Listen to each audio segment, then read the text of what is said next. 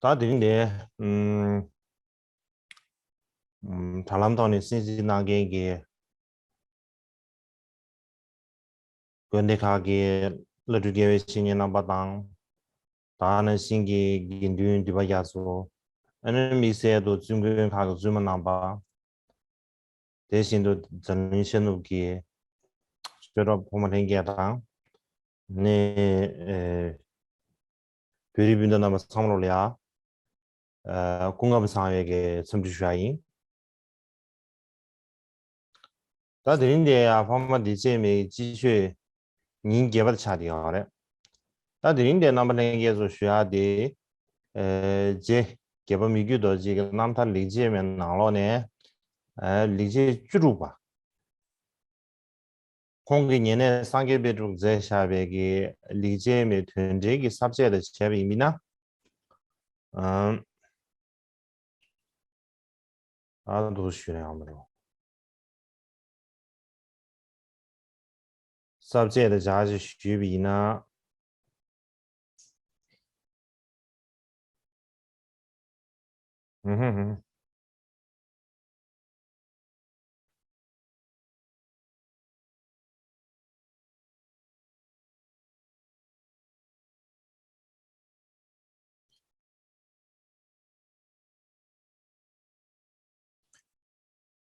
삽제의 자지 쉬비나 다 될이야 군수 전주의 섬금술이야 냠샤 다신 제와단 계속 경영람 지르지 남번이 여르지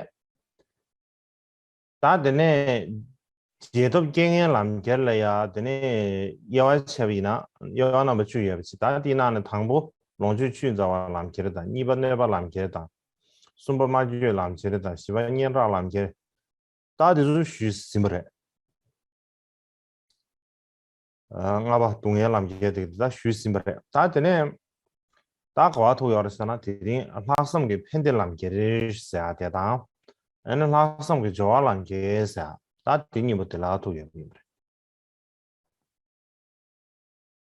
다디나네 학생계 팬들람게 되기에는 식지에 가르는 쉬비미나 남케 캬베 심진균라 전주 담배 팬도 마도버 시레시 팬들 예스베 고는 멤버자 갈라시 데안다게 리제인님 기수하지 다 텔레야 세시 슈가르 찍도 텔레야한테네 지당게 남사 리제만 텔레야 다 쓰시 찍다 안에 제바 민다치 니온 단 제바 민다 니부디 짱게 지구래 다는 신기 게 천장대 지구래죠 다이네 나도용의 차네 monyung 개발을 지원이도 찍디 지분이 터버래 찍디 안에 보람보달라는 터버래 단 지분이 터버된 엄마 디 엄마가 수디 가사 워너시 리뷰도 솔로미에 강 권한 수기 빠르게 해야 해 보달라는 터버디 너니 예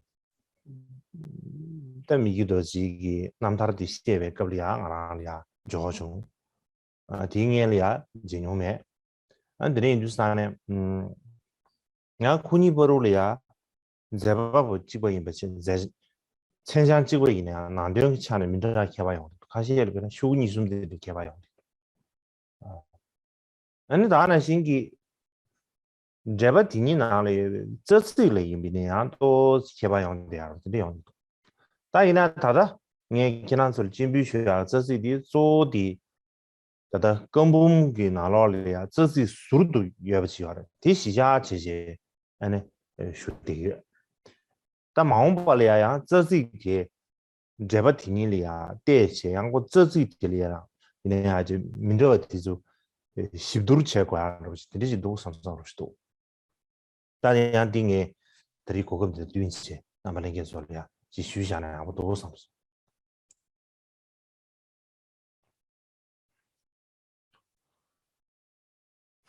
다 식지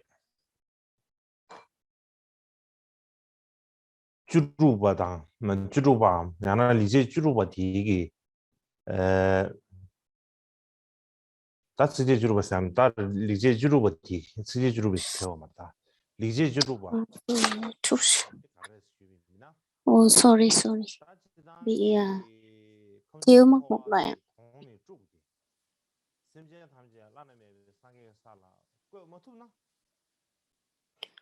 Bình thường nếu như mà trước tiên thì xin gửi lời chào tới quý vị. Con xin dịch lại một chút xíu tại vì con bị mất. Và tiếp theo là cái khổ thứ 16. Khổ thứ 16 đó chính là tôi làm lợi ích cho chúng sanh khắp hư không pháp giới, là vì quả vị giải thoát giác ngộ chứ không vì những lợi ích tạm thời hay những vị giải thoát thấp hơn. Tôi nghĩ đây cũng là một trong những cái thiện nghiệp của mình. Thì trong cái bản mà những thiện nghiệp này thì có 2 bản giải thích khác nhau. Một bản thì Ngài được nhận từ ở Tribun, một bản là ở Botala. Mà bản ở Botala thì sau này có một vị gửi lên cho Ngài thôi, chứ còn trước đó thì không có được nhận. Và bản ở Tribun thì khi mà ở Varanasi thì đã được chứng kiến và thỉnh hai cái bản này.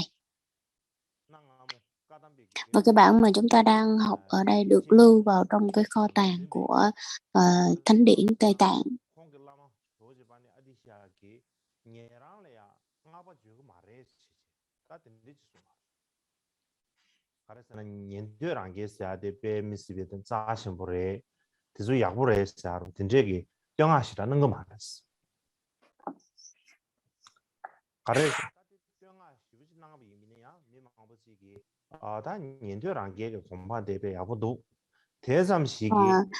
Đôi lúc thì chúng ta sẽ có nghĩ rằng là nếu như mà những cái quả vị tạm thời, chẳng hạn như những cái quả vị thấp hơn thì cũng tạm thời như vậy là đủ rồi, chứ không có cần phải chứng đắc gì cao xa hoặc là cao hơn như thế để làm cái gì. Nên là nhưng mà đối với Ngài Mikyotoche thì lúc nào Ngài cũng khởi lên cái tâm niệm rằng là cần phải chứng ngộ hoặc là đạt ở cái được độ mức cấp độ cao hơn, nhưng mà không bao giờ Ngài tỏ ra cái thái độ là cần phải khen ngợi hoặc là quan tâm gì tới, nhưng mà lúc nào cũng thể hiện có một cái thái độ là chỉ nguyện cầu hướng về tất cả chúng sanh, cũng không có bám chấp, và lúc nào cũng hành động là với cái tâm rất là trong sáng.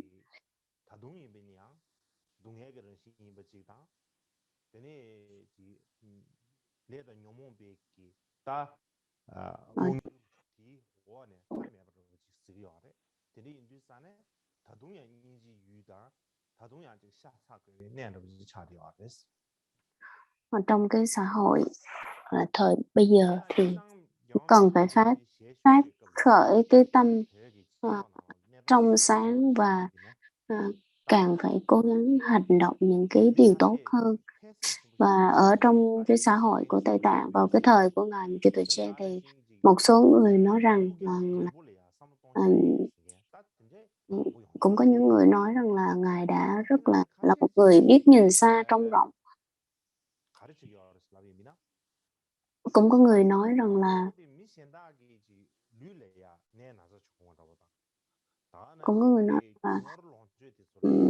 những cái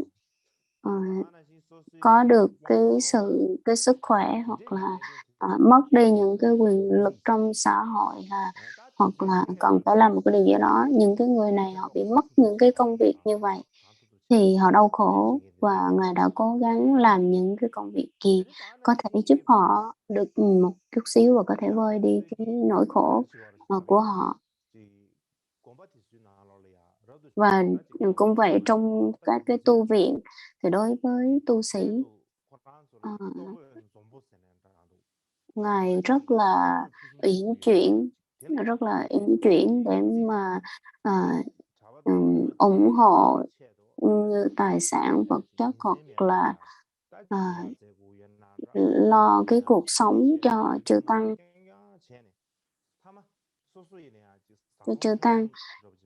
Cho nên là đối với những người mà như vậy thì những cái người mà cực khổ ngày đêm để mà lo cho tăng chúng cũng rất là cực khổ, và Ngài luôn Thầy luôn tán thán và luôn cũng đặc biệt lưu tâm tới những cái người, một mặt là những cái người mà lo cho tăng chúng, không quan tâm tới bản thân của mình, hy sinh bản thân của mình. Một mặt khác cũng có những người là ở trong xã hội họ chỉ họ suy nghĩ về cái cuộc đời đau khổ và cuộc sống của mình về kiếp sau nó sẽ như thế nào, sinh lão bệnh tử như thế nào, và để làm sao trong cuộc đời của mình không bị kiếp sau không bị đọa vào những cái cuộc sống đau khổ, hoặc bị đọa vào cái loài bàng sanh, thì kiếp này họ sẽ cố gắng làm và cứu vớt những cái chúng sanh đó, thì kiếp sau họ sẽ không có bị đọa vào những cái đường ác như vậy, hoặc là có thể phóng sanh này kia, làm như thế nào bằng mọi cách với cái tâm niệm rằng là kiếp sau mình không thể nào bị tái sanh vào cái cõi bàng sanh. Cũng vậy, đối với những cái bậc mà đạo sư chân chánh, lúc nào cũng không, nếu mà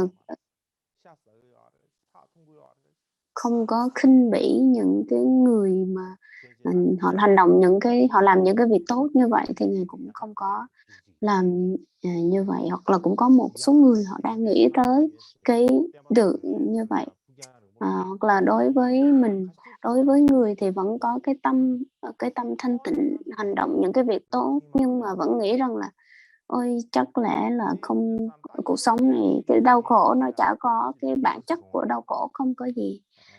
Nhưng mà những người nào suy nghĩ về đau khổ thì cũng được, nếu như mà họ nghĩ về sinh lão bệnh tử và những cái nhân của sinh lão bệnh tử, tại sao nó lại phát sinh, với lại là do cái tâm của mình tư duy về bị cái tâm của mình khởi nhiều cái vọng tưởng, và từ cái vọng tưởng đó phát khởi ra những cái nghiệp, và từ nghiệp thì mình sẽ đi dẫn tới những cái hành động thiện và ác. Cho nên nếu như mà mình đoạn bỏ cái vọng tưởng thì tất cả những cái cái nghiệp sau này nó sẽ, nghiệp ác sau này nó sẽ đều đoạn bỏ hết.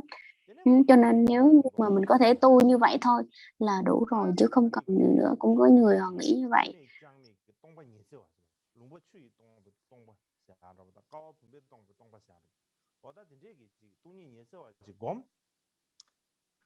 Và đó họ tu một cái cách là cái tánh không, mà tu một cách rất là sai lạc, bởi vì họ không có hiểu được rằng cái nghĩa rốt ráo của tánh không, cho nên họ không chỉ mà tu cho chính bản thân họ như vậy, mà còn chỉ cho những người khác những cái tánh không mà sai lạc, ở tánh không không có đúng với cái nghĩa của cái ý nghĩa của tánh không, và họ cố gắng hướng dẫn những cái người khác một cách sai lầm.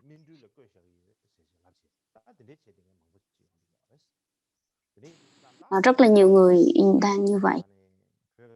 Thì vào cái lúc đó thì ở Tây Tạng, vào lúc đó thì những cái người mà cũng có rất là tâm thành, cũng suy nghĩ rất là rộng rãi đối với người khác, đối với tương lai. Rất là nhiều người đang ở trong cái tình trạng là nghĩ như vậy, mà trong cái cuộc sống của họ nó xảy ra những cái tư tưởng như vậy và cái hướng đi của họ như vậy.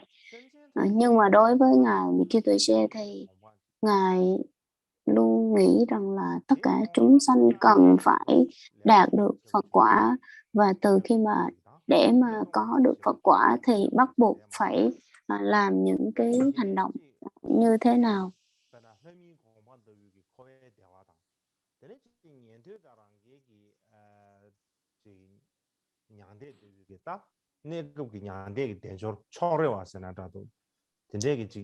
내가 우리 대화 좀 시기에는 촉시지 않아. Và cũng không phải không cần phải quan tâm tới những cái an, 내가 우리 대조로 좀 bởi 토양을 vì 해. nó không có những cái tinh túy gì hết. Nếu như mà mình làm lợi ích cho người khác dù chỉ tạm thời thôi thì Ngài không bao giờ nghĩ rằng đó là những cái thiện nghiệp rốt ráo hoặc là những cái ý tưởng rốt ráo. Nhưng mà Ngài đã không có làm như vậy bởi vì nó chỉ là mang cái tính chất tạm thời thôi. Bởi vì nếu như mà mình nghĩ về cái lợi ích của người khác quá nhiều thì mình nghĩ rằng cái lợi ích của người khác là quan trọng nhất thì cái tâm của mình sẽ bị bám chấp vào những cái điều lợi ích như vậy. Và nếu như mà mình tư duy như vậy quá nhiều thì bị rơi vào cái bám chấp, và đó là cái sự ngăn cản, chướng ngại để mình đạt được quả Bồ đề.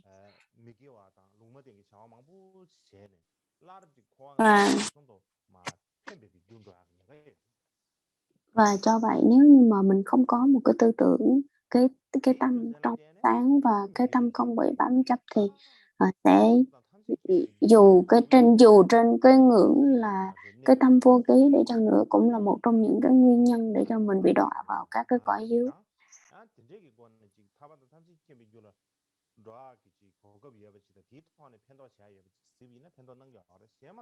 Cho nên là nói tóm lại là đối với Ngài thì nếu mà trước mặt mình có cái lợi ích nào có thể làm lợi ích được cho chúng sanh thì Ngài sẽ làm, chứ không phải rằng là vì một cái động cơ cao xa hay là vì cái được xung quanh người khác được khen ngợi hay là gì thì Ngài không không xem trọng những cái vấn đề như vậy.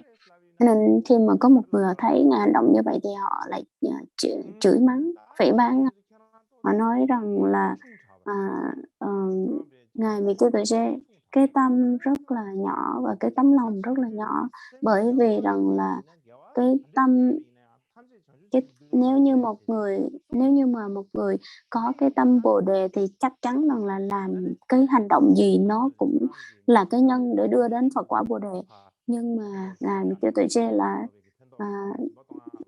không làm một cách rốt ráo và không tán thán những cái người mà bố thí, hoặc là chính bản thân Ngài không có bố thí một cách rốt ráo như vậy, bởi vì đó tất cả nó là những cái nhân của Bồ đề. Nhưng mà tại sao Ngài không làm? Cho nên cái tâm của ông rất là nhỏ, tâm rất là rộng hẹp, bởi vì Đức Phật đã nói như vậy mà Ngài là không làm như vậy, cho nên tâm Ngài rất là hẹp. Bình thường thì các vị này họ nói thì cũng có cái đúng của họ, bởi vì rằng là khi mà đạt được cái Phật quả, để có được Phật quả thì nó có hai cái nhân, một cái nhân chính và hai là cái nhân trực tiếp và cái nhân gián tiếp. Cho nên là để cái nhân trực tiếp để mà mình đạt được Phật quả đó chính là giải thoát giác ngộ, đó chính là cái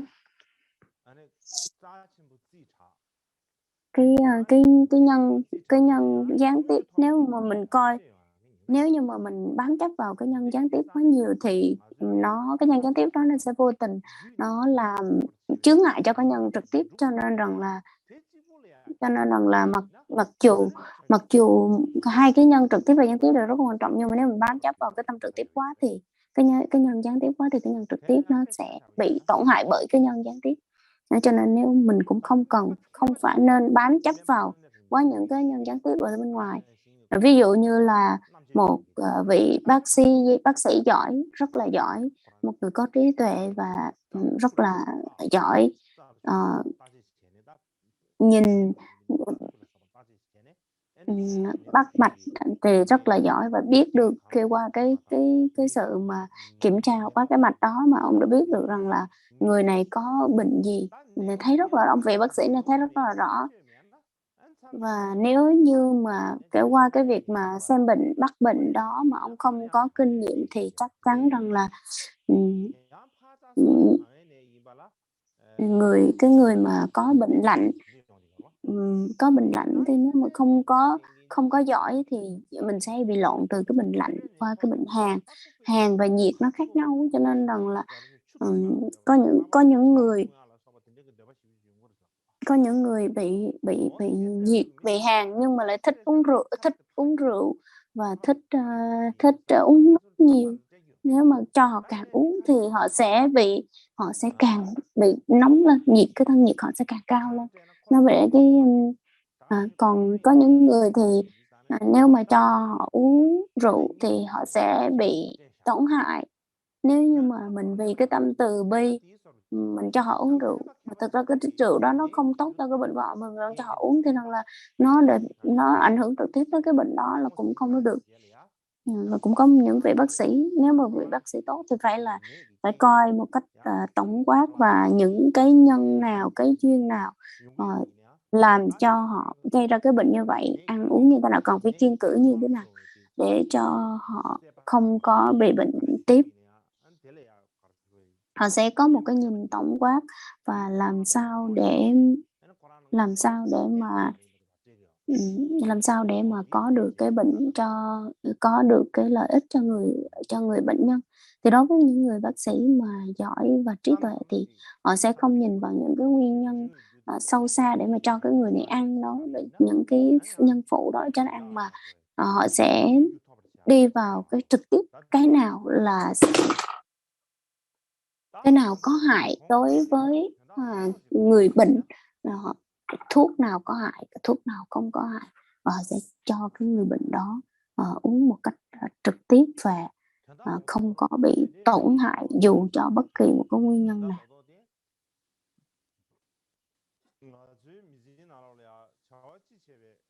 Nói tóm lại thì khi mà mình làm bất kỳ một cái hành động nào thì cũng khởi cái tâm niệm là cái tâm mang lại lợi ích cho người khác, và cái tâm trong sáng, một cái tâm thành và làm lợi ích cho chúng sanh. Và ở đây có một cái vài điểm quan trọng là cái mang lại lợi ích cho chúng sanh, mang lại lợi ích cho người khác có nghĩa là gì? Làm thế nào để mà mình có thể làm lại lợi ích cho người khác? Cái thứ hai đó chính là cái tâm thành và cái tâm trong sáng đó, nó là cái gì?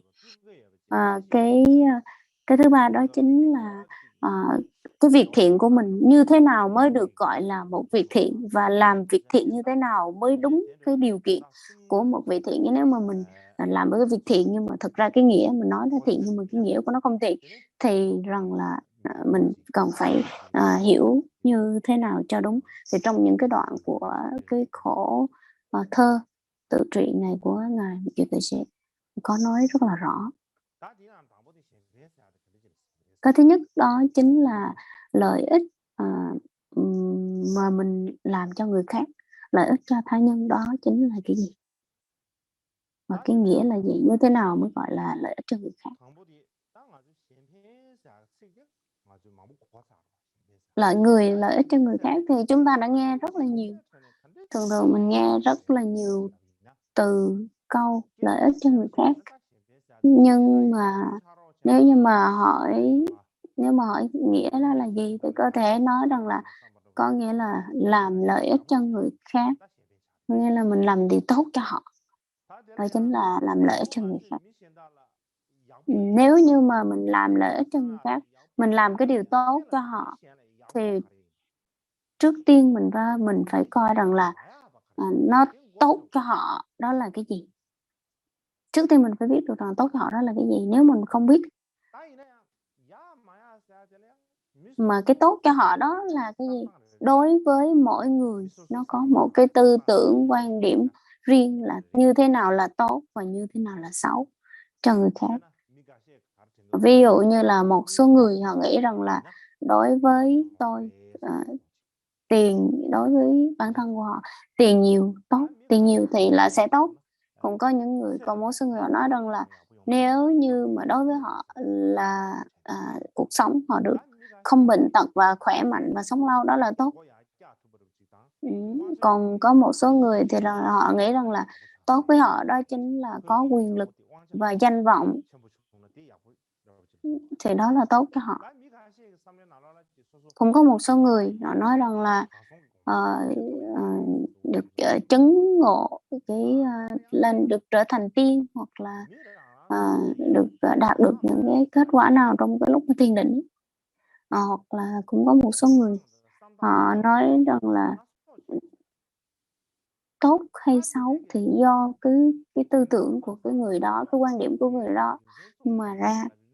Và vì sao nó lại có những cái khác đó mà ra? Đó là do cái quan điểm của mỗi người đối với họ tốt, cái thấy của mình nó tốt và nó xấu nó khác nhau. Có nghĩa là thấy đối với người này cái thấy đó là tốt, nhưng đối với người kia cái thấy đó là không có tốt. Và nếu như mà trên thế giới này thế giới này rất là nhiều người nghĩ rằng là như thế nào là tốt. Có nghĩa là tất cả người trên thế giới này đều có thể giàu có, đó là tốt. Và bây giờ trên thế giới này rất là nhiều cặp cha mẹ cứ nghĩ rằng là tất cả những tài sản vật chất châu báu mình có trong đời này, nếu như mà mình để lại cho con, hoặc là mình có thể làm giàu hơn cho con, để lại cho con, thì đó là cái điều tốt.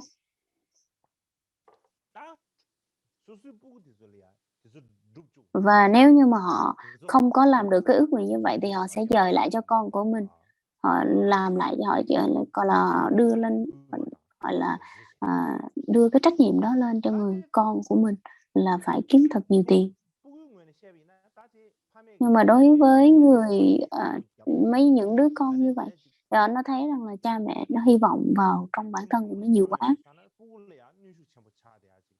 Và đó là một trong những cái làm tổn hại đối với người con, chứ không có làm lợi ích cho người con.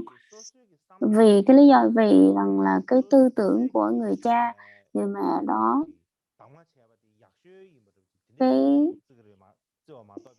cái tư tưởng của cha mẹ nó cứ nghĩ rằng là cái lợi ích đó là tốt nhất đối với người con, nhưng mà đối với người con thì lại là không có tốt, và người con không có quan tâm tới những cái vấn đề như vậy.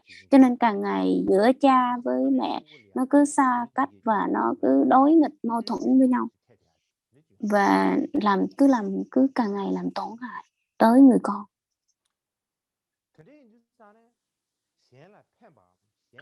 Vì vậy khi mà làm lợi ích cho người khác, nếu mà làm cái lợi ích tốt nhất cho người đó là cái gì, nên đối với cái tư tưởng của mình rất rất là khó, chứ không có dễ, là một cái điều cực kỳ rắc rối và khó hiểu, làm như thế nào để mang lợi ích cho người khác.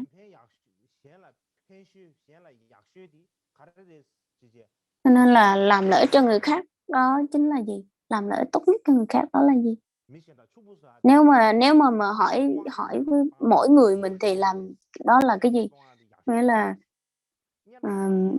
giàu có, hoặc là danh lợi, hoặc là nổi tiếng, hoặc là nhiều tiền, hoặc là lợi ích, sống lâu, hoặc là này kia.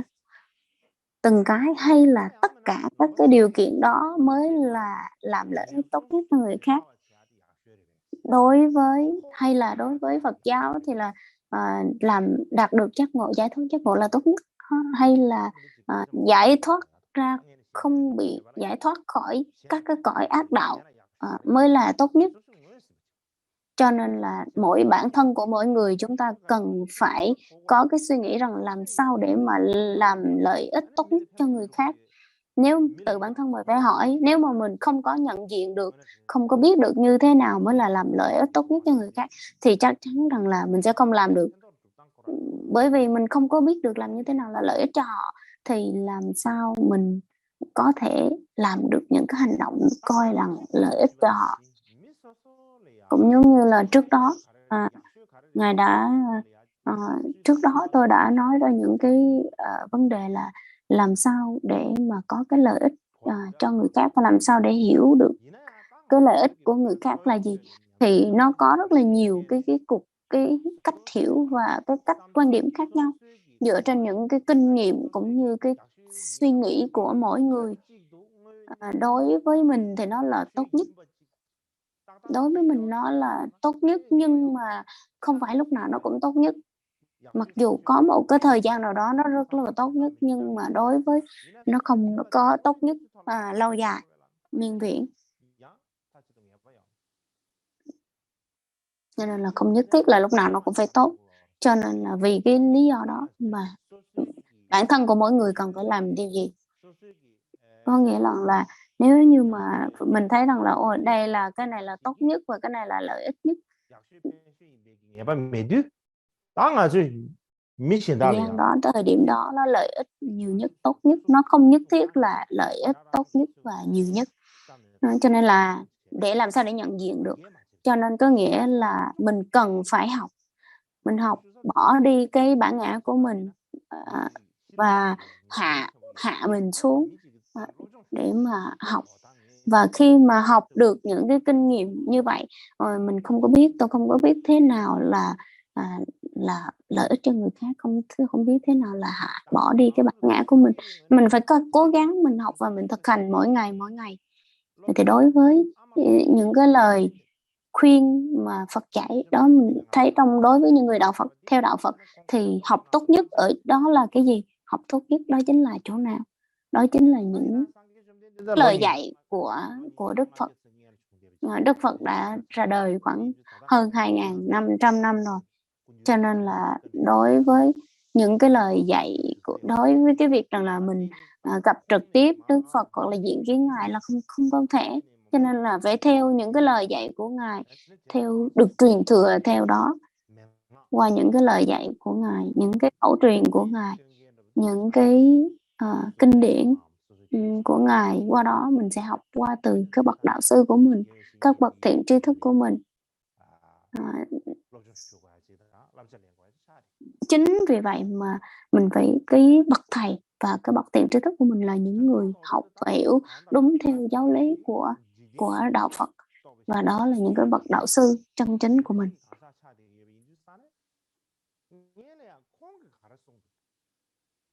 Nếu như mà mình nghĩ rằng là đó là cái lợi ích rốt ráo và tốt nhất khi Phật dạy như vậy, thì trước tiên mình phải xem rằng là những cái lời dạy của Phật đó là gì. Những cái lời dạy của Phật đó là gì? Trong cuộc đời của mình thấy rằng là ở đây là Pháp là một trong những cái thứ mà làm lợi ích tốt nhất cho mình. Chính vì vậy mình mới tu.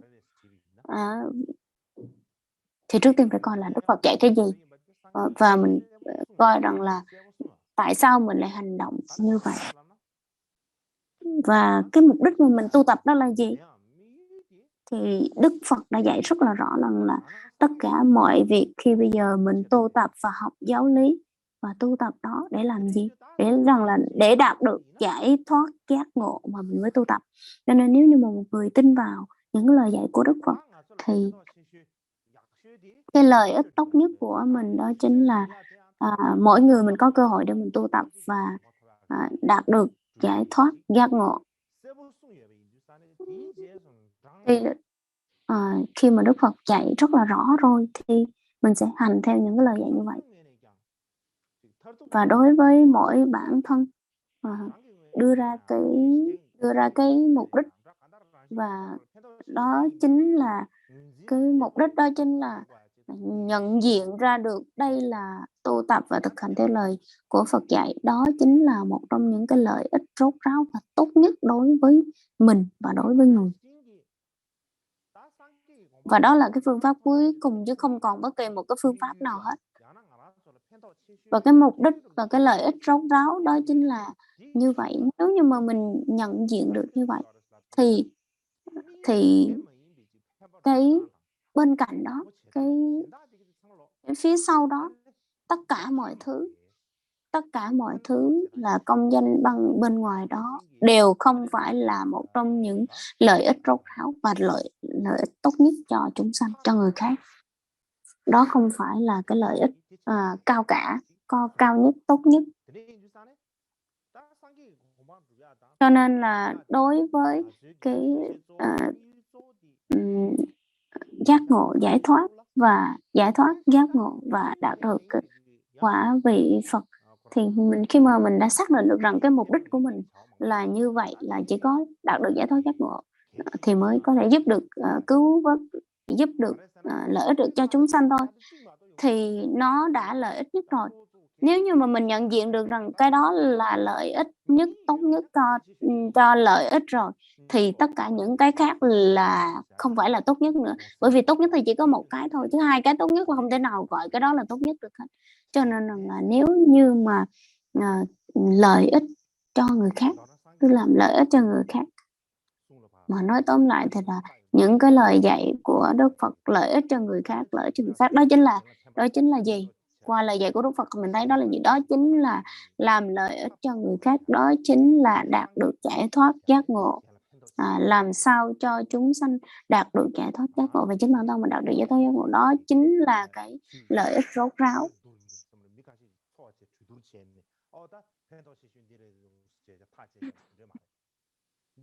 Đây là những cái lời dạy của Đức Phật, chứ không phải là một vài người học giả uyên thâm ngồi lại thảo luận với nhau rồi đưa ra cái lợi ích, đưa ra những cái điều kiện như vậy, là không phải đâu. Mà Đức Phật là người đã chứng, đã ngộ, đã hành, đã có kinh nghiệm rồi mới nói ra những cái lời dạy này để dạy mình. Cho nên là nếu mà chúng ta là một trong những người tin theo Phật thì đó chính là cái điều rốt ráo. Còn nếu như mà mình không tin Phật thì không có nhắc tới. Chúng ta nghĩ vậy là 30 phút.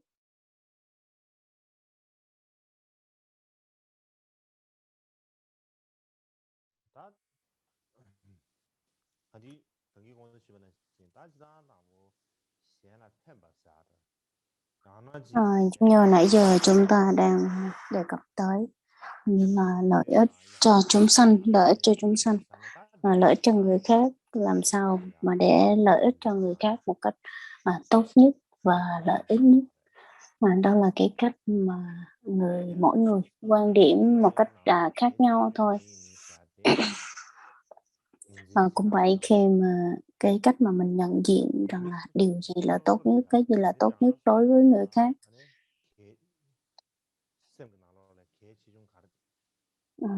đối với cái tâm của mình, cái nào là quan trọng nhất, cái gì nó quan trọng hơn cái kia, thì cái cách nhìn của mình nó khác nhau, thì sẽ có cái cách nhìn là quan trọng khác nhau. Đối với một người thì nó có những cái thời gian quan trọng khác nhau, nó rơi vào những cái điểm thời gian khác nhau. Lúc mình còn nhỏ thì nó quan trọng, nhưng mà khi mình lớn dần, hoặc là khi mình về già thì cái mà quan trọng nhất đối với mình nó sẽ thay đổi. Cho nên nó không có cố định. Và nếu như mà khi mà ví dụ như khi mà mình không có tiền thì mình nghĩ rằng là nếu mà mình tốt nhất đó là có tiền nhiều hơn thì là tốt nhất đối với mình. Nhưng mà một ngày nào đó khi nếu mà mình có đầy đủ tiền rồi thì mình thấy là cái khác nó lại quan trọng nhất đối với mình. Cho nên là mình giàu hay mình nghèo, mình giàu hơn thì nó cũng không có đáp ứng được cái tham vọng của mình. Bởi vì nếu như mà mình giàu rồi thì mình sẽ muốn mình giàu hơn. Cái điều đó nó nói lên là cho tới bây giờ chúng ta cứ nghĩ rằng là những cái mà tốt nhất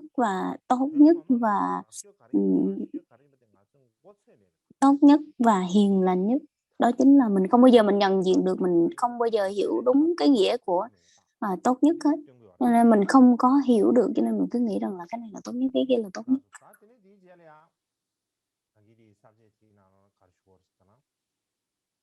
Tiếp theo cái phần trong 3 cái chương mục này đưa ra, đó là thứ hai, đó chính là cái tâm, cái động cơ trong sáng thuần tịnh, đó là cái gì?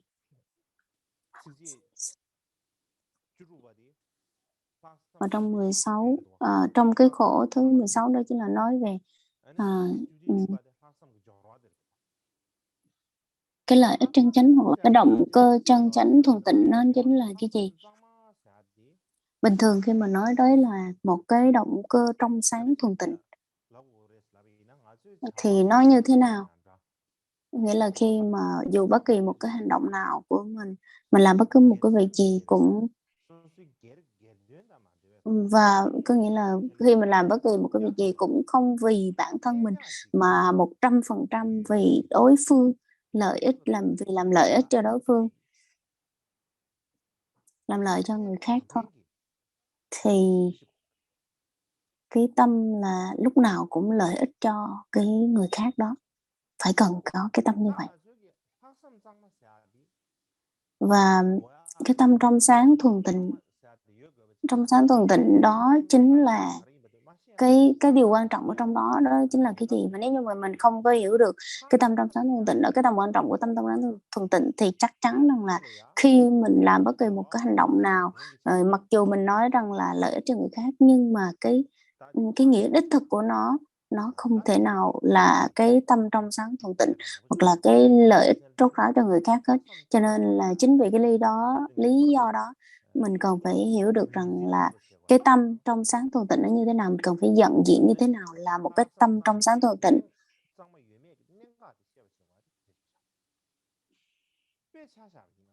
Và cái mấu chốt trong cái tâm trong sáng thuần tịnh đó là cái gì? Ví dụ như hôm nay mình đi phóng sanh, hoặc là mình đi giải thoát cho một con bò, thì cái đó có phải là một cái hành động tốt hay không, một cái hành động đạo đức hay không? Thì cái hành động đó là thiện hay là bất thiện?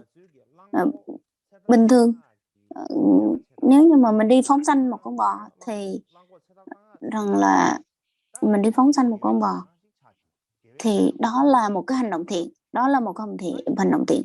Nhưng mà cái hành động đó nó thiện hay nó ác thì phải không phải dựa vào một cái hình thức cái hình thức mà người đó phóng sanh hay không. Mình không thể nào xác quyết được rằng là đó là cái hành động thiện được, hành động đạo đức được. Bởi vì khi mà người ta phóng sanh cái con bò đó,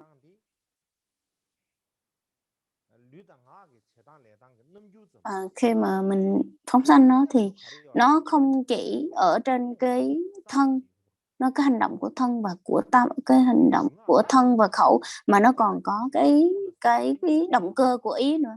Nếu như mà nó có cái động cơ của ý, nó dựa vào cái động cơ của ý, nhưng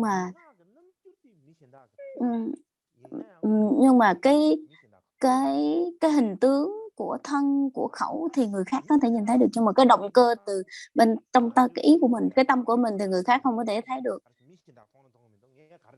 Cho nên rằng là chúng ta hay khi mà người khác không nhìn thấy được cái tâm, cái ý của mình là gì, cho nên là mình hay bỏ qua cái việc đó thôi, kệ ai nghĩ gì đó thì nghĩ, còn cái tâm của mình là mình biết được rồi. Mình hay rơi vào cái tư tưởng như vậy. Nhưng mà cái động cơ đó nó rơi vào cái việc rằng là cái ý thanh tịnh của mình, nó có cái động cơ của mình nó có quan trọng hay không, nó lại là rơi vào cái ý.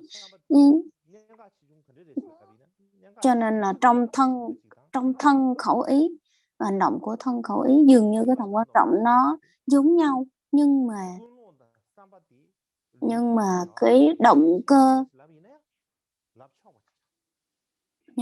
động cơ của cái ý, mình có thể nói rằng là động cơ là quan trọng nhất, quan trọng hơn thân với khẩu, mình có thể nói như vậy. Nhưng mà ví dụ như là khi mà mình nói rằng là mình đi phóng sanh một cái con bò, nhưng mà nếu như mà mình không có cái động cơ là mình tôi đi phóng sanh con bò, thì chắc chắn rằng là mình không có dẫn tới cái hành động của khẩu và của thân và của khẩu.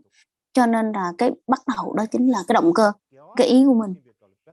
Và khi mà mình hành động, cái lúc mà mình đang thực hiện cái hành động phóng sanh đó,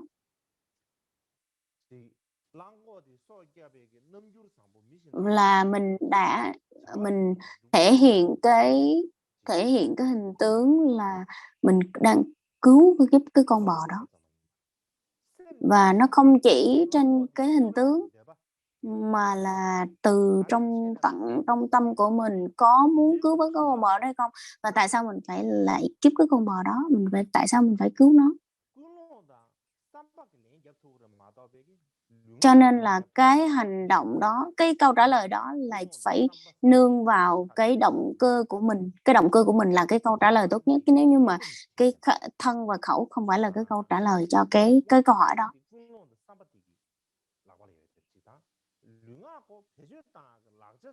Cho nên là cái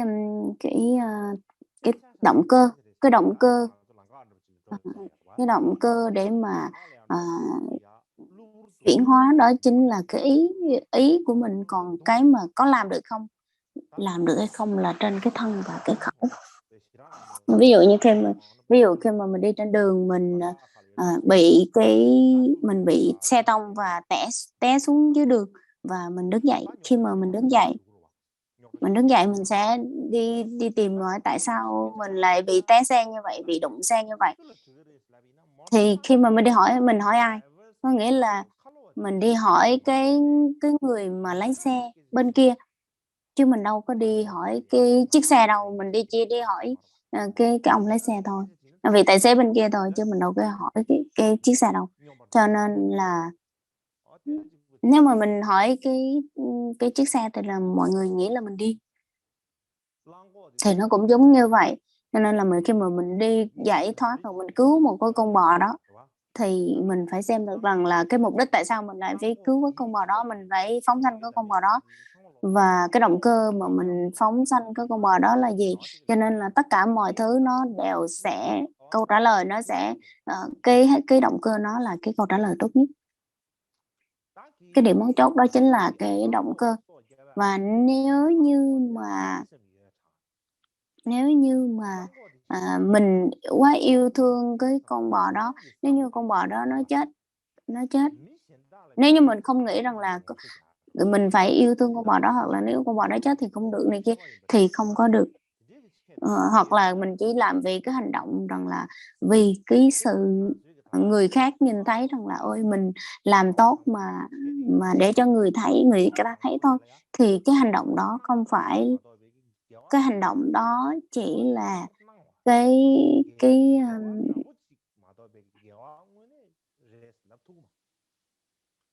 có nghĩa là nó giống như một cái hành động thiện thôi, chứ không phải là hành động thiện, nó chỉ giống thôi, nó tương tự.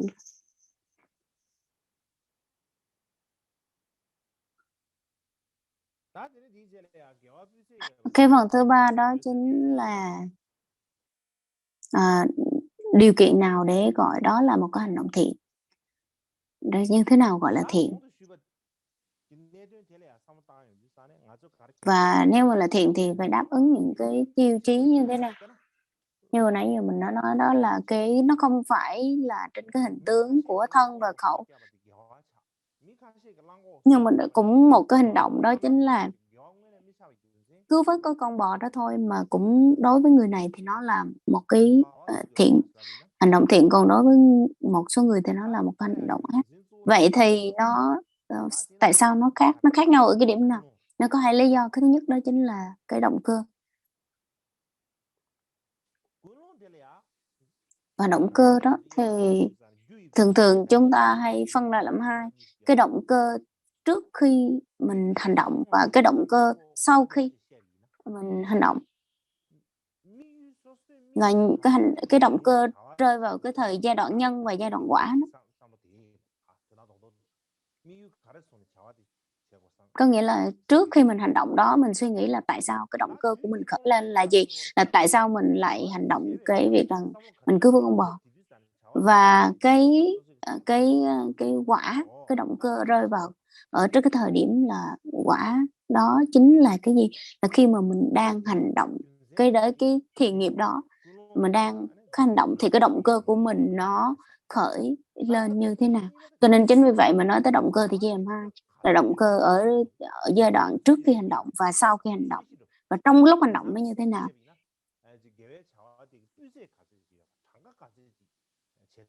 Đấy. Và tiếp theo đó chính là cái như thế nào mới gọi rằng là một cái điều kiện đúng, một cái hành động đúng, một cái thiện nghiệp đúng.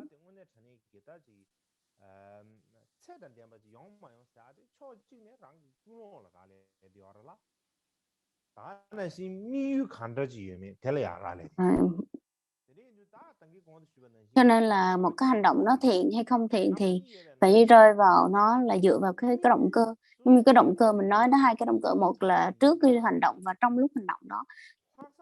Và trước khi cái hành động đó xảy ra thì cái động cơ của mình nó thiện hay không thiện thì rơi vào cái động cơ mà lúc mà mình hành động. Nó rơi vào cái động cơ mà trước khi mà mình hành động.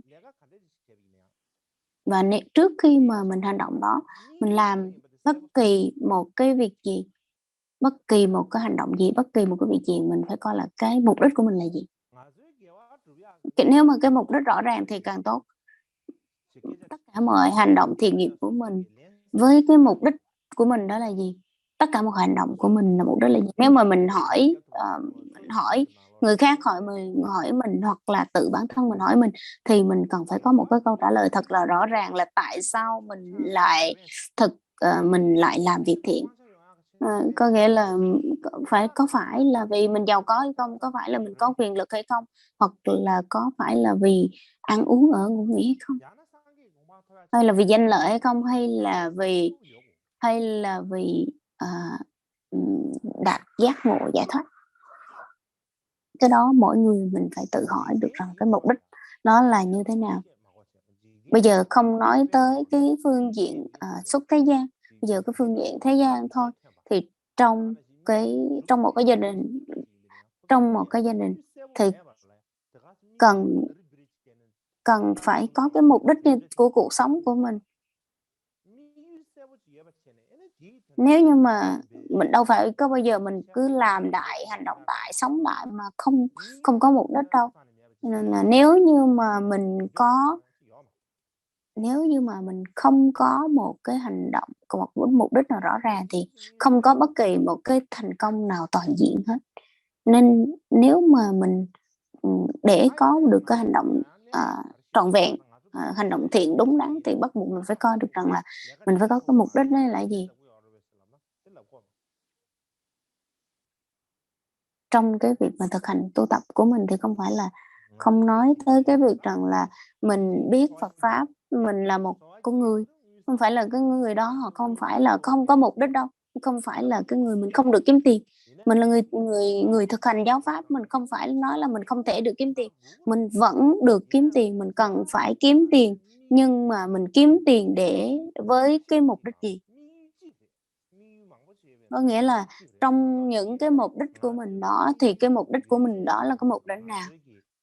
Nó có cái điều kiện như thế nào để mà hội đủ cái mục đích mà của đó?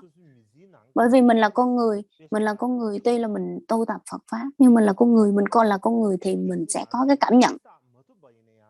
Cho nên nếu như mà mình không có, nhưng mà đối với những cái người tu tập Phật pháp ấy, thì không phải là cái việc rằng là nếu như họ không kiếm được tiền thì có nghĩa là cuộc đời họ không có ý nghĩa, là không phải như vậy, là họ mất cuộc sống của họ, không phải như vậy.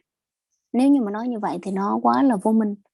Cho nên mặc dù mình vẫn kiếm tiền nhưng mà nó không phải là của mục đích rốt ráo của mình.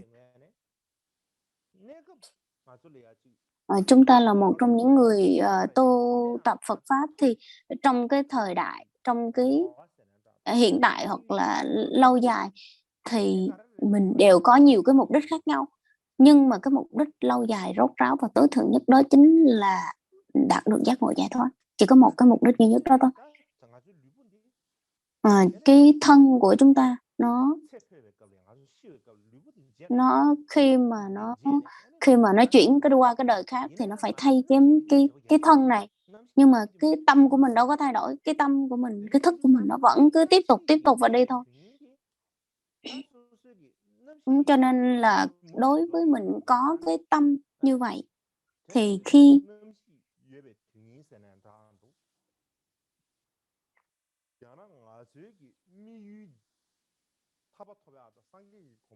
khi mà có thì dù cho mình đi tái sanh về cái đời nào hoặc là con nào, thì cái mục đích tối thượng của mình sẽ không bao giờ thay đổi. Cho nên một mặt là cái mục đích, cái động cơ, cái mục đích của mình cần phải càng rõ ràng thì càng tốt. Cái thứ hai đó chính là cái mục đích nó phải kiên định, nó không phải rõ mà nó phải có cái kiên định nữa.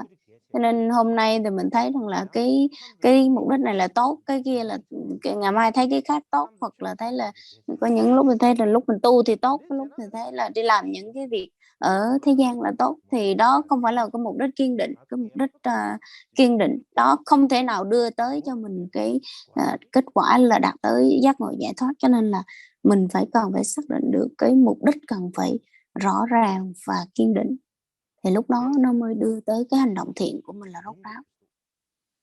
có một cái câu chuyện là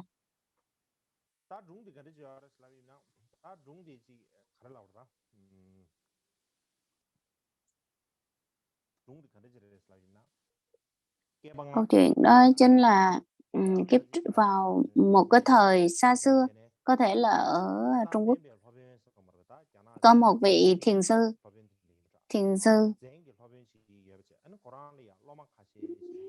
có một vị thiền sư có vài người đệ tử.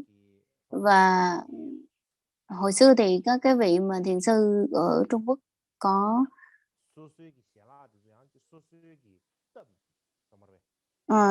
cái phong cách của sống của họ thời xưa đó chính là mỗi người tự nuôi sống bản thân mình với cái việc là mình có thể tự trồng trọt chăn nuôi, tự trồng trọt, tự tạo ra thức ăn.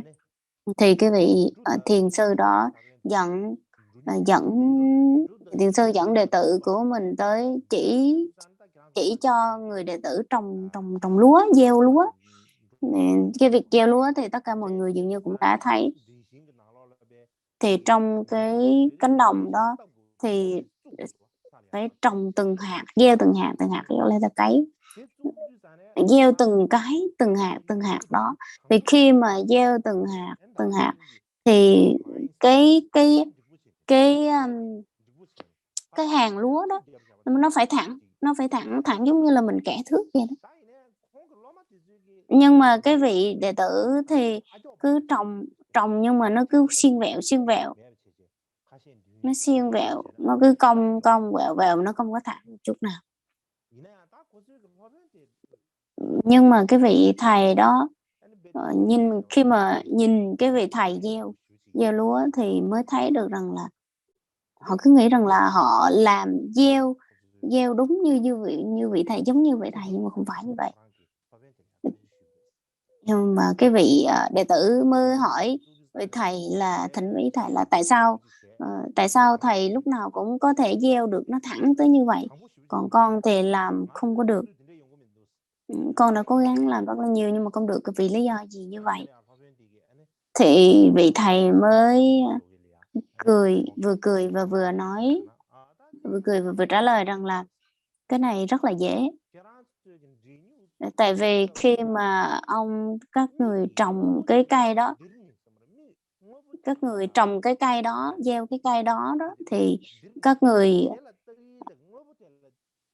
người không có chú gieo từ trong tâm của mình, mà chỉ nhìn từ bên ngoài, nhìn theo cái trước, nhìn theo cái sau, cái trước nhìn theo cái sau thôi, chứ không nhìn theo trong tâm, nhìn theo cái vật bên ngoài thôi, cái vật chất thôi.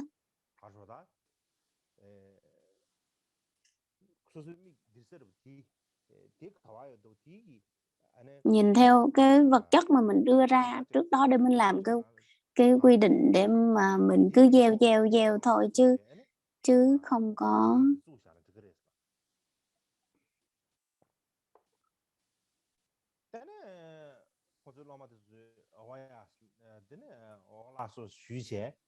Nên vị thầy mới dạy rằng là phải nhìn từ cái đầu tiên, chứ đừng có nhìn cái cuối cùng. Nếu nhìn theo cái cuối cùng thì nó sẽ bị vẹo. Cho nên là vị đệ tử vẫn làm y chang như vậy. Nhìn theo cái đầu tiên, và khi nhìn cứ trồng theo cái đầu tiên, cứ trồng như vậy thì nó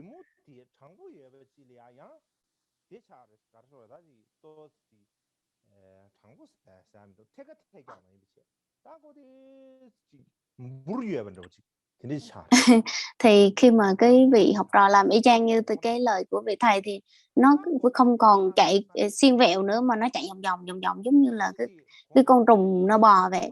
Thì vị thầy mới thỉnh ý của vị đệ tử mới thỉnh ý với thầy là tại sao như vậy.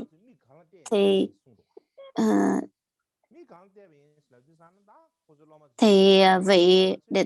vị thầy mới hỏi là con nhìn vào cái nào để làm mốc.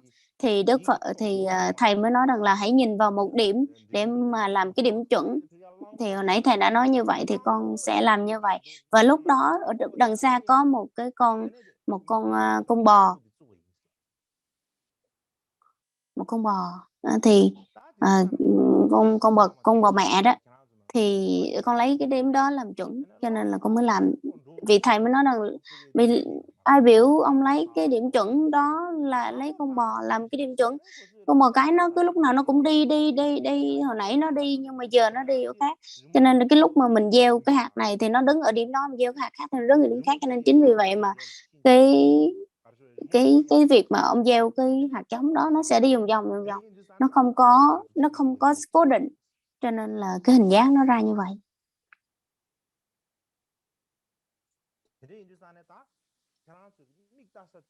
Chính vì vậy cho nên rằng là ông phải dựa vào một cái điểm chuẩn mà cố định, chứ đừng có dựa vào một cái điểm mà không cố định.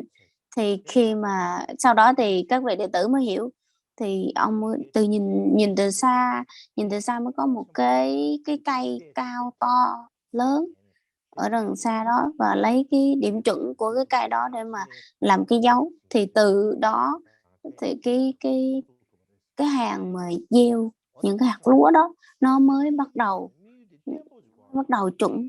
Cho nên cũng chính vì vậy cái động cơ, cái mục đích của mình bắt buộc nó phải ổn định, nó phải cố định. Nếu như mà mình không có cái mục đích cố định thì có lúc thì nó là thiện, nhưng có lúc thì nó là bất thiện.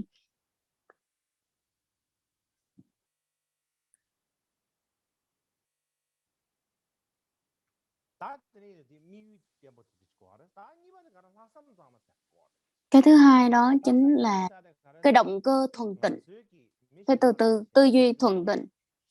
Lúc nào mình cũng nói tới lợi ích của người khác, thì làm sao để mình có một cái động cơ thuần tịnh, có nghĩa rằng là nó phải không liên quan tới lợi ích cá nhân, chứ nếu như mà nó liên quan tới lợi ích cá nhân thì chắc chắn là cái động cơ đó nó không thể nào thuần tịnh được hết. Cho nên là 100% nó phải làm lợi ích cho người khác thì nó mới là một cái động cơ thuần tịnh. Chứ nếu như mà dù nó lẫn lộn một chút xíu nào của lợi ích cá nhân thôi là nó cũng đã không có phải là động cơ thuần tịnh rồi.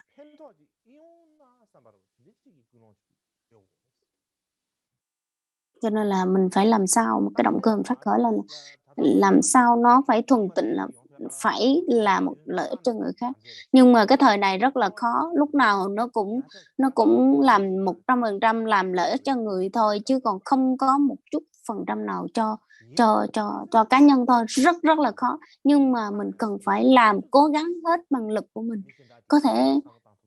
có thể còn chí ít thì cũng phải là 50% cái lợi ích đó là lợi ích cho người thôi, cho bản thân mình 50% đi. Thì phải nghĩ tới, nếu như mà mình không có thể hy sinh được rằng là lợi ích cho người 50 và cho bản thân mình, cho cá nhân mình 50, thì không thể nào nói tới được là cái động cơ đó là động cơ thuần tịnh được đâu. Cho nên nói tới cái việc là động cơ thuần tịnh thì nó hơi xa vời. Cho nên là khi mà làm lợi ích cho chúng sanh thì rằng là làm sao cái lợi ích cho chúng sanh nó nhiều hơn, cho nên phải nghĩ rằng lợi ích cho người khác nhiều hơn, thì lúc đó mình sẽ giảm càng nhiều, thì cái việc mà vì lợi ích cá nhân nó sẽ càng giảm, nó càng nhỏ lần. Cho nên khi mình cần xác định được rằng là một cái hành động thiện của mình có thể hành động được chừng nào, mình có thể chú ý được chừng nào, mình có thể làm được chừng nào, và cái mục đích của mình đó là như thế nào. Cho nên là khi mà mình cái động cơ mà cái trước khi hành động đó nó có phát triển tốt hay không, nó đơm hoa kết trái như thế nào, là nó đơm hoa kết trái như thế nào là rơi vào cái lúc mà mình đang hành động. Cho nên là cái lúc mình đang hành động đó mà mình không có, nó có hai cái động cơ thì nó chia làm hai, vào cái trước và trong khi hành động. Nhưng mà nói tóm gọn lại thì nó vẫn dựa vào cái động cơ. Là những cái bậc thầy của mình lúc nào cũng nói tới cái động cơ là quan trọng. Những cái người mà ví dụ như những người mà tu tập thì cũng nói tới động cơ, rồi tụng kinh trì chú cũng nói tới là động cơ. Bất kỳ một cái gì là cũng phải là động cơ là quan trọng. Cái động cơ đó nó có thuần tịnh hay không, nó có đúng hay không, cái hành động nó có đúng hay không, có thiện hay không, có thuần tịnh hay không, đều rơi vào cái mấu chốt đó, chính là cái động cơ hết. Và đó là cái điều kiện, không cái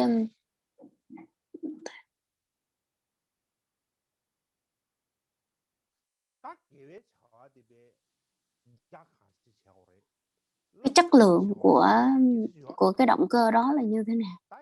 Còn tiếp theo đó là cái điều kiện như thế nào để mà được cái hành động đó là hành động thiện. Làm sao có những người nói rằng là cái điều kiện như thế nào, có bao nhiêu con số là để cho được đáp ứng được đó là một cái hành động, để gọi đó là một cái hành động thiện. Có một người lúc nào cũng đi bố thí, đi phóng sanh, nhưng mà mình không thể nào dựa vào những cái hành động của họ để mình chắc chắn rằng họ đang làm cái hành động thiện. Mình không thể nào nói được hết. Cái hành động, cái thiện của họ tốt hay nhiều, lớn, rộng hay nhỏ, lớn hay nhiều hay ít, nó không thể nào nhìn vào cái hình tướng mà có thể xác định được đâu. Cái chính đó chính là khi cái hành động đó nó đạt được cái chất lượng như thế nào. Khi mà cái chất lượng đó, nếu như mà cái hành động đó nó đưa ra một cái chất lượng tốt, nó có một cái chất lượng cực kỳ tốt, nó lợi ích như thế nào, nó ảnh hưởng như thế nào tới người khác, thì phải coi tới đó. Nếu như mà mình không coi tới cái chất lượng thì nó không có đúng. Như mình cứ càng ngày mỗi ngày mình đều nghĩ rằng là mình sẽ đi phóng sanh càng nhiều càng tốt, càng nhiều con càng tốt, hoặc là cái hành động phóng sanh càng nhiều càng tốt. Đó không phải là cái tiêu chuẩn để mà gọi là cái hành động tốt của phóng sanh đúng nghĩa đâu. Bây giờ thì ở Tây Tạng cái cuộc sống nó cũng đã cải thiện và tốt hơn, con người cũng có nhiều tiền hơn, và khi mà có nhiều tiền thì mình sẽ mua những cái vật chất giá trị hơn, hoặc là bàn ghế, hoặc là những cái vật thức thức ăn, hoặc là vật phẩm mà dân cúng đều mang cái tính là rất mắc tiền. Hoặc là cho dù cái cờ mà cái cờ may mắn, người ta cũng làm rất là chất lượng, rất là tốt.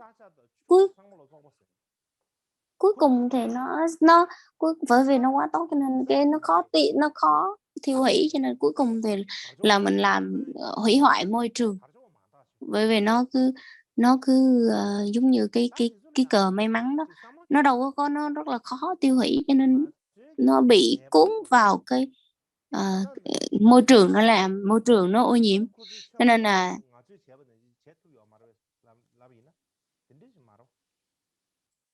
cái mục đích của mình đâu phải là mình đi kiếm tiền đâu. Cái chính của mình đó chính là làm sao để mà cái chính họ hồi xưa cái thời đó cha mẹ ông bà của mình đâu có như mình, mà họ vẫn có cái là niềm tin kiên định và cái cách nhìn rất là thuần tín. Nhưng mà đối với mình bây giờ thì mình sẽ không có được những cái niềm tin như họ. Lúc nào mình cũng nghĩ tới cái giá trị của lễ vật nó được như thế nào, nó nhiều hay nó ít, và lúc nào mình cũng nghĩ tới cái số lượng, làm sao cho nó thật là nhiều, làm sao cho người ta nhìn phải đẹp hay này kia. Những cái vật bên ngoài đó nó có làm thay đổi từ cái tâm mình không? Không, rất là khó.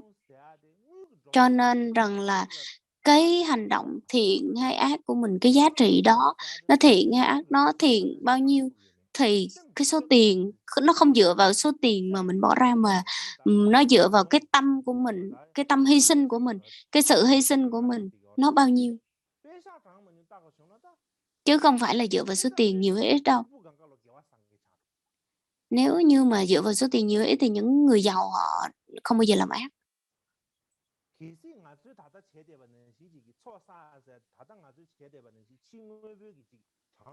Cho nên nếu như mà những cái việc làm lợi ích cho người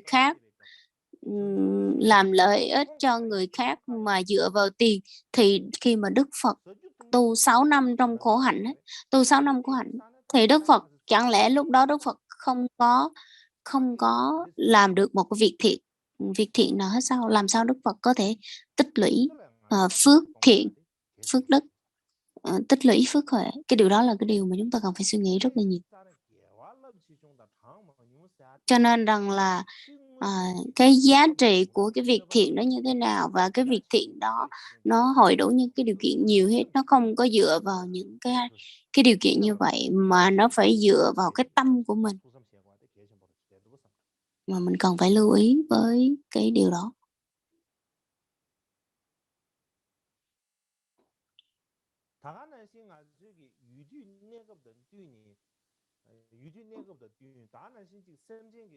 Và khi mà mình coi thử cái thời gian và địa điểm đó, rồi coi cái đối tượng đó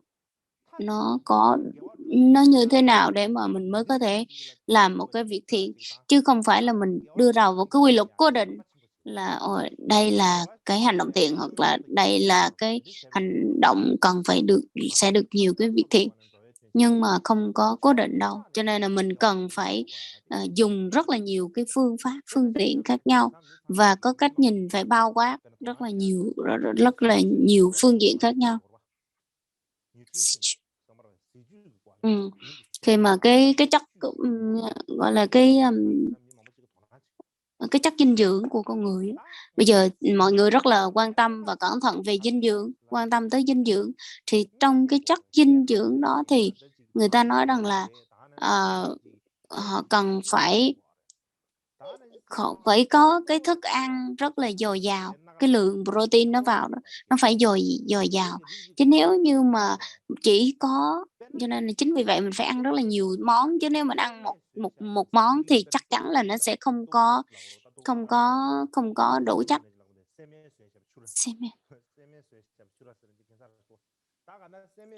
Và cái lượng canxi giống như là cái lượng mà protein ở trong đậu hũ á.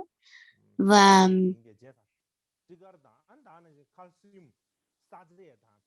cái protein rồi canxi rồi vitamin, làm sao để mà cho cái nó cung cấp đầy đủ chất dinh dưỡng cho cơ thể. Thì nếu như mà mình ăn một món mà nó toàn là chất canxi không thì cũng không được, nó sẽ ảnh hưởng tới những cái bệnh thấp khớp, hoặc là bệnh phong này kia thì cũng không được. Cho nên là nếu như mình ăn nếu mà mình ăn một cái thì cũng không được. Cho nên là chỉ cũng giống như vậy, khi mà mình làm việc thiện mà mình làm ở một viện thì cũng được, là mình tôi chỉ phóng sanh thôi thì cũng không được, hoặc là những người thì tôi chỉ cũng dường thức ăn cho cái loài phi nhân thôi thì cũng không được, loài thân trong ấm thôi thì cũng không được. Nhưng mà mình cũng không thể nào mà xem thường những cái việc như vậy.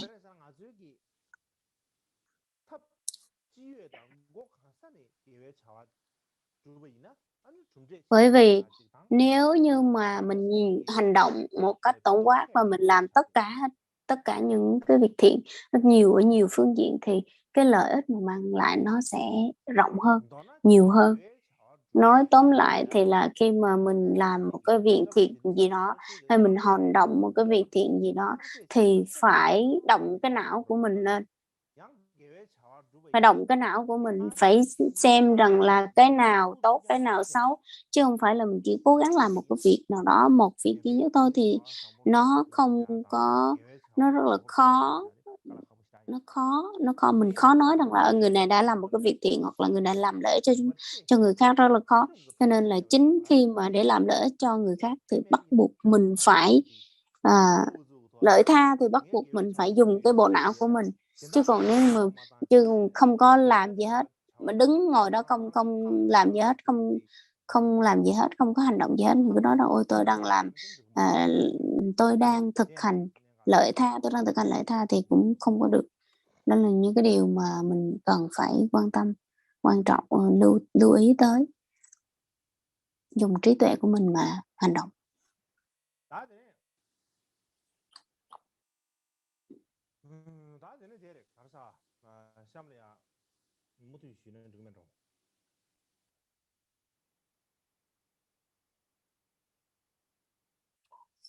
Và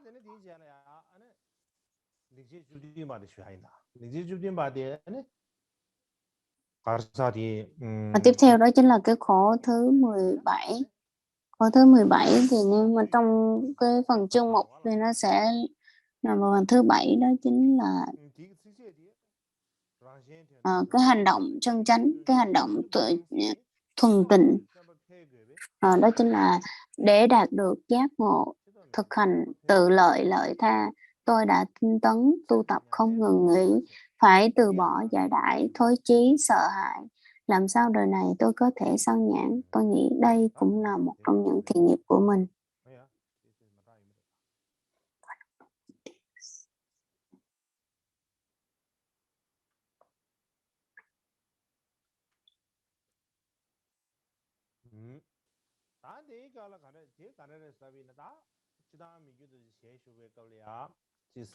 Bình thường thì Ngài Michael Tse là một trong những người rất là yêu thương chúng sanh, người ta yêu thương chúng sanh và thực hiện làm những cái hành động là thể hiện cái lòng từ ái. Và đối với kinh điển tu tập thì Ngài cũng là một trong những người nghiên cứu kinh điển. Cũng có người thì họ sẽ dành cứ 10 năm trời mà chỉ để học nhiếp là học thôi. Và tới khi mà học vào mật,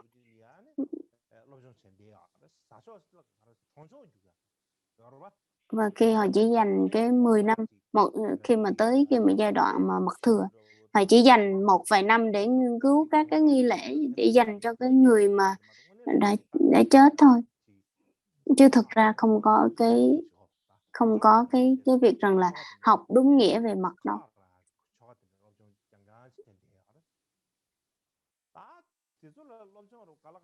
Thì đối với những cái người như vậy thì họ sẽ nghĩ rằng là một ngày nào đó họ sẽ nghĩ rằng là ôi, tôi đã học rất là nhiều về Phật pháp rồi, tôi đã học nhiều và tôi đã cố gắng thực hành bằng cái bản thân của mình. Sau đó thì họ đi vào trong núi để họ tu tập, và khi mà họ mất tích trong vòng vài năm trong núi thì khi họ học những cái môn học của nhiếp là học, tâm là học, thì họ đâu có nhớ được đâu, họ đã quên hết rồi. Vậy mà còn rất là tham lam, tỏ ra thể hiện là ôi, tôi đã thực hành và tu tập mấy năm về mật rồi, cho nên là tôi sẽ biết được nhiều thứ rồi, cho nên là thể hiện ra là ôi, tôi phải tu tập một cái, thể hiện ra là ôi, mình có cái sự tu tập tốt, có sự chứng ngộ này kia. Không chỉ thiền bên ngoài mà còn thể hiện được cái sự thiền định và cái trí tuệ bên trong nữa, cái sự tu bên trong nữa. Người họ tham lam, họ thể hiện là thích thể hiện, xong rồi họ mới đi nói với người khác là bây giờ bắt đầu ra là hóa độ chúng sanh, đi nói với người khác, thuyết giảng tất cả chúng ta không không có phải vì ba cái hạng người hoặc là ba cái hạng cách dạy thực hành dành cho ba hạng người là không đúng, bởi vì rằng là chỉ ba cái hạng người đó. Như vậy, tại vì bởi vì khi mà nói trong đó nói rõ ra là cái phương pháp tu tịnh dành cho ba hạng người thì người này không có nói được. Vì sao? Vì đâu có cái gì để nói đâu, cho nên là ông mới nói rằng là ôi, không có cái gì, tất cả mọi thứ đây là những lời dạy của Đức Phật, mình hành động tốt là được rồi. Cần phải tu, và nếu như mà có thực hành tốt thì cần phải có cái sự khẩu truyền của vị thầy này và khẩu truyền của vị thầy kia, tới cho không bao giờ nói được những cái khác hết. Nói là phải chứng ngộ từ những cái lời của vị thầy của mình, với sự trân truyền của vị thầy, cho nên là bắt buộc phải cần có cái sự khẩu truyền của thầy, cho nên là ông nói như vậy. Nói vậy để làm gì? Vì cái lý do là có thể là để sẽ thể hiện cái sự rằng là người ta có thể tự bịa ra những cái điều như vậy. Có những trường hợp như vậy, và cũng có những người thì cũng giống như trước đó, họ cứ làm nhiều, làm đủ thứ hết, nhưng mà họ không có làm nhiều, họ không làm, và làm hoài thì họ chán, họ nói tôi chắc không làm nữa đâu, bởi vì làm hoài cũng chán. Cho nên là cuối cùng thì cũng không có cái ý nghĩa gì hết, cho nên là thôi không làm nữa. Và cái điều đúng đó chính là thực chất đó chính là mỗi người cần phải là thiểu dục tri thức, thiểu dục tri túc, rồi đi vào cái nơi mà ít người, đi vào cái nơi mà ít người, rồi ít thí chủ hay này kia, để mà tu tập. Nhưng mà cái ở trong đó, cái trong đó thực chất trong đó là hành động, toàn những cái hành động là ác nghiệp và vô ký thôi. Đi cứ nào cũng bàng quan thôi, chế độ bàng quan thì người ta lại tán thán, người ta nói ôi người này rất là tốt, rất là ẩn cư, rồi mặc hạnh ấy này kia, để mà khen ngợi ông. Và rất là nhiều người theo đội chúng, người đội chúng xuất hiện theo ông rất là nhiều. Như vậy thì nó không phải là một cái điều đúng. Và đối với ngài Mỹ Chiêu Tuệ Chế thì ngài đều tỏ ra cái vị bàng quan và không có quan tâm tới những cái người như vậy. Ngài Mỹ Chiêu Tuệ Chế, cái cách mà ngài làm lợi ích cho chúng sanh, cho người khác, đó chính là gì? Đó chính là nếu như mà không có lợi ích cho chúng sanh mà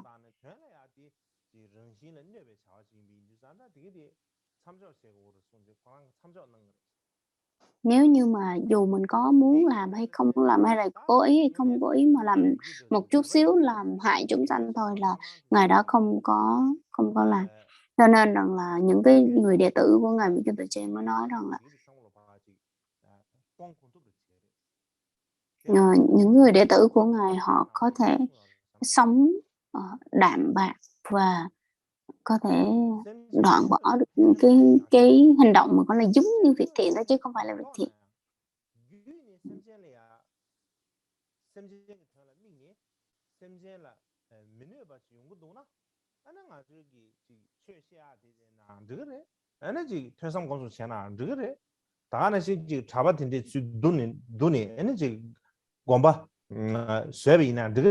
Và cái cách mà ngài hành động đó chính là làm sao để mà có thể làm lợi ích cho người khác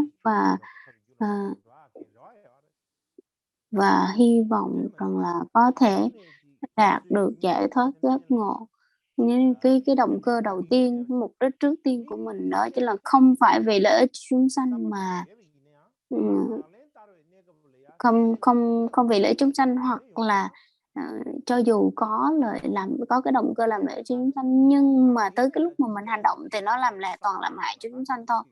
Thì cho dù đặt cho họ cái tên rằng là có phải là người thực hành Phật pháp, có nghĩa là tu Phật hay không, thì nó cũng chỉ là cái tên thôi, chứ không có đi vào cái hành động thiện là đúng nghĩa.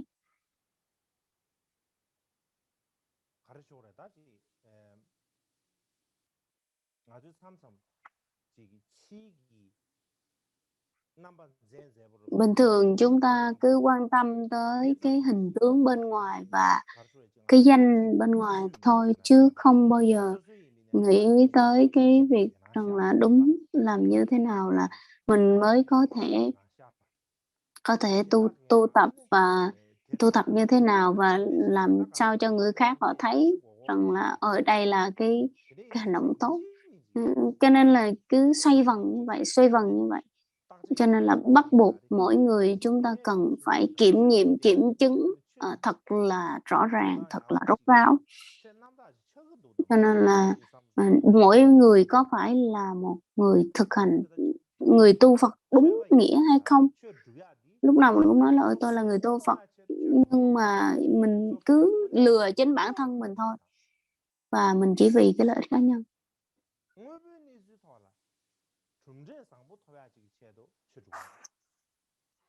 Cái thực tế đó chính là vì được cái lợi ích giải thoát giác ngộ và cái kết quả của một cái hành động thiện mà mình hành động. Cho nên là chính bản thân mình phải sửa bản thân mình, chứ không phải là sửa người khác. Mình phải nhìn với bản thân mình phải sửa bản thân mình phải chiêm nghiệm coi những cái hành động của mình là đúng hay sai, chứ không phải nhìn vào bên ngoài. sửa bản thân, gọi là tu sửa bản thân mình thì như thế nào, và kiểm chứng là như thế nào.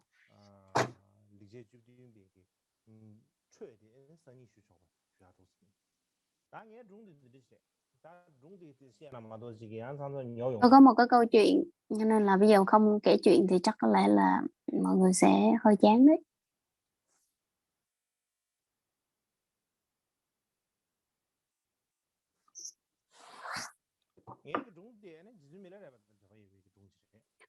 Câu chuyện của tôi có liên quan tới ngài Milarepa. Ngài Milarepa khi mà lúc mà trước khi mà ngài tịch ấy,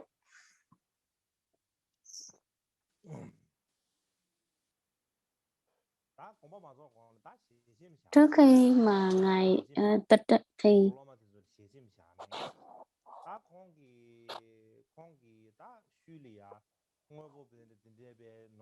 trước khi mà ngài tịch ấy, thì ngài mới nói với các đệ tử của mình là tôi không có một cái gì nhiều hết,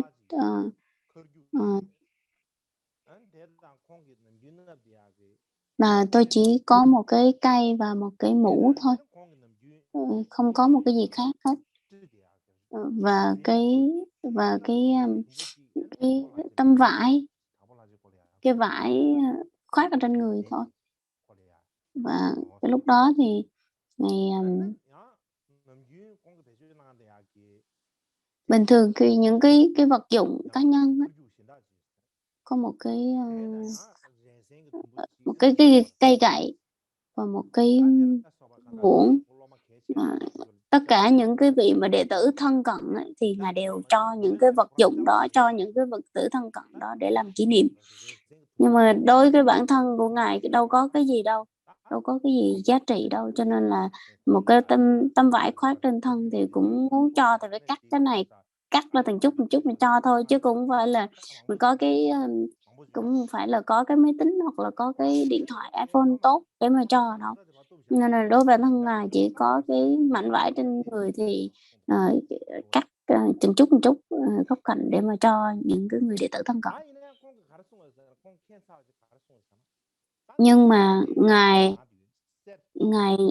bình thường ngài không có nói như vậy. Ngài nói rằng là ôi tôi có một ít vàng bạc và tôi bỏ phía sau cái hang động đó, tôi giấu ở phía sau cái hang động đó, để giấu là không cho các vị biết, tôi giấu phía sau đó, cho nên là sau khi mà tôi mất thì các vị hãy đi tìm nó và chia nhau ra. Khi mà các cái vị đệ tử nghe như vậy thì mới nói rằng là các vị đệ tử mới nghĩ rằng là ôi ngài đã có tiền, cái vị Milarepa này có tiền.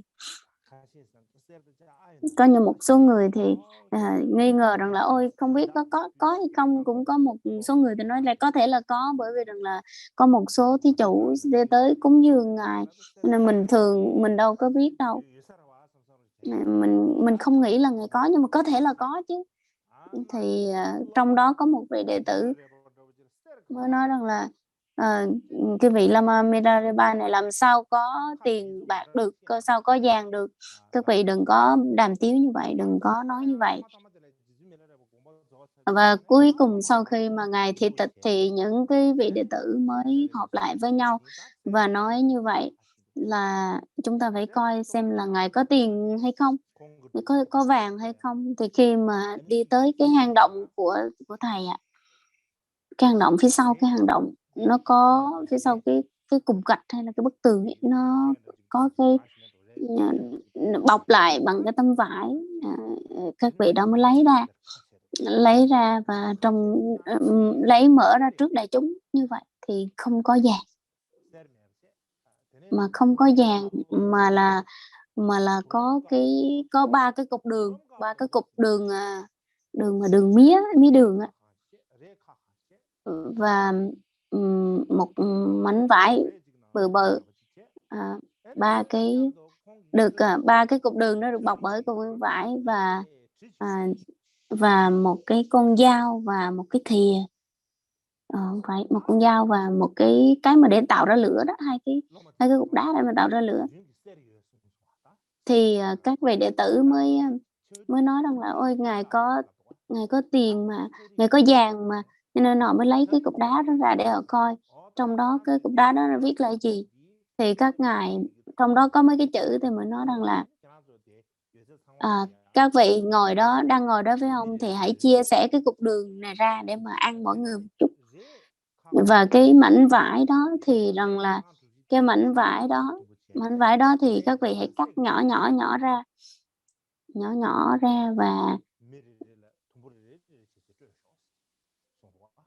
và chia ra từng mảnh cho mỗi người.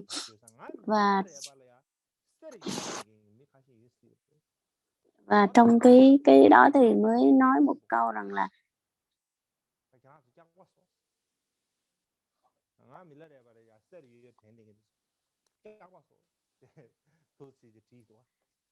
và trong cái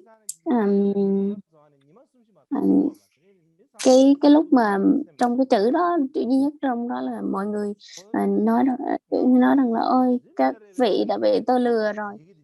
Có một số người nói rằng là tôi đã bị, mà có một số người nói rằng là tôi có tiền đúng không, tôi có vàng đúng không, những người này là ăn phân đi.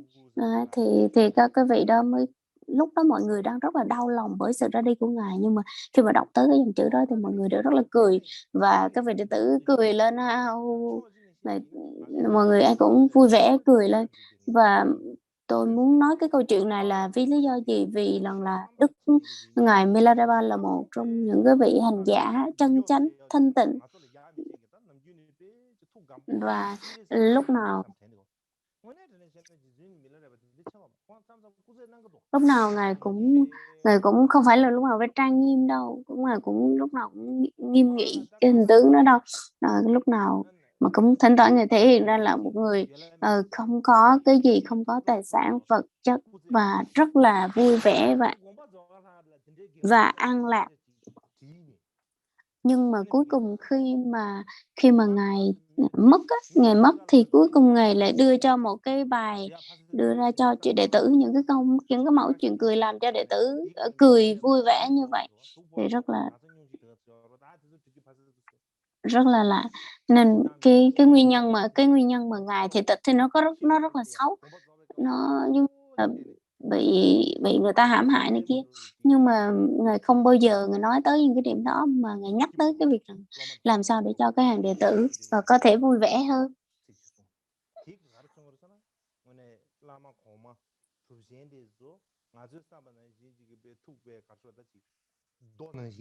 Cho nên là không phải như cái việc mà mình suy nghĩ, mà mình cần phải có cái tâm rộng rãi, thoáng đãng, hoan hỷ. Một mặt là vì đối với ngài Milarepa thì các cái vị đệ tử, các cái vị đệ tử rất là không có bám chấp vào các cái vật chất ở bên ngoài, cho nên khi mà ngài nói rằng là ngài có một ít vàng thì các cái vị đệ tử khởi lên cái tâm nghi ngờ liền. Ôi tại sao mà lại có những cái hành động như thế này? Thế chắc là rất là nhưng mà khi mà mở ra cái gói đó, mở ra thì rằng là không có một chút vàng nữa, cho nên là mặc dù rằng là các vị đệ tử là một mặt là không tin, cũng có một số người là nghi ngờ rằng là ngài có thể là cái lúc mà ngài còn sống thì ngài đã cho đệ tử giấu đệ tử để mà cất tiền cất vàng cho ngài. Bình thường đối với ngài Milarepa thì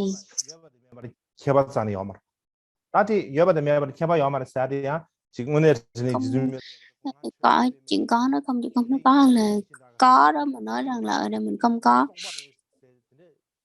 Cũng không bao giờ thể hiện rằng là khi mà người khác cúng dường tiền cho ngài hoặc là cúng dường vàng cho ngài thì ngài phân không thể nói ôi cái đó tôi không cần đâu, cái đó những cái thứ dơ bẩn, những cái thứ bất tịnh tôi không cần đâu.